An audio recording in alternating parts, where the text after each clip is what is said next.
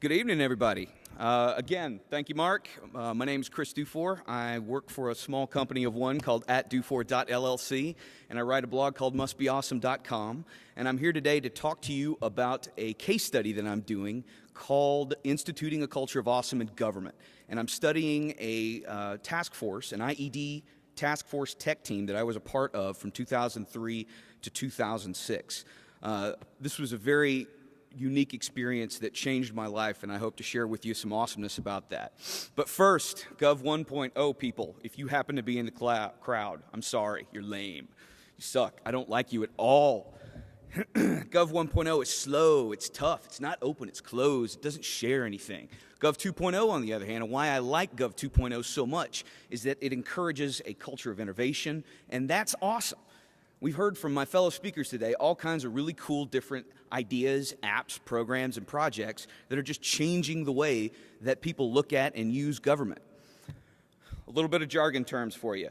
IED is an improvised explosive device or a roadside bomb. They are bad.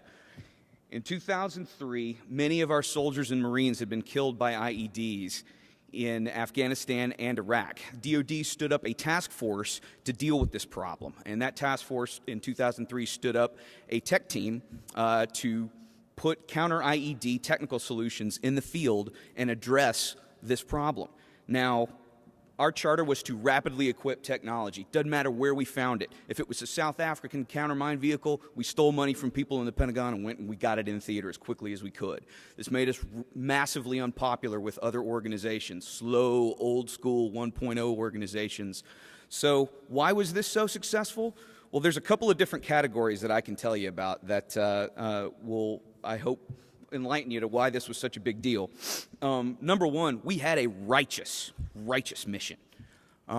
There is nothing more important, I think, than helping to save a soldier's life. And we found that out when some soldier at Fort Belvoir left this particular note under the window shield, or the windshield wiper of one of our cars outside our crappy little trailer that we operated out of. Leadership. We had a very, very tolerant leadership, tolerant of us and tolerant of risk. They got behind us every time we came up with a crazy idea, and they backed us up. Got us into trouble a lot of times, and it got General Votel here into trouble a lot of times, but he still backed us up. That's awesome. Finally, fellowship. That team was like a family. You work 18-hour days, you better damn well be sure that there is a beer lamp being put on at some point.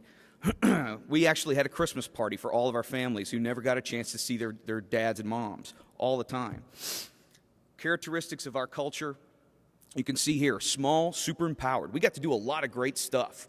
Ad hoc kept us agile and effective, and we were always under attack by Gov 1.0 antibodies, be it old Army Acquisition Command to elsewhere. But under all of these long days, there was rabid positivity and a belief in our mission. What we were doing was right. Results driven, we always had the mission to get these things in theater as quickly as possible, and that's what we did. And people were loyal, up and down. The business of awesome, and I can't stress this enough, is inherently social.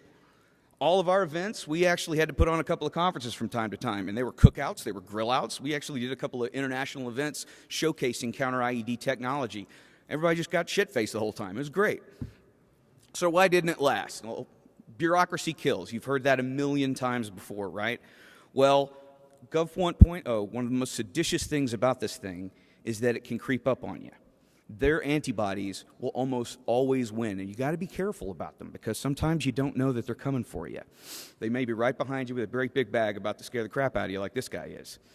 But one of the ways that they can end up killing you is with permanence.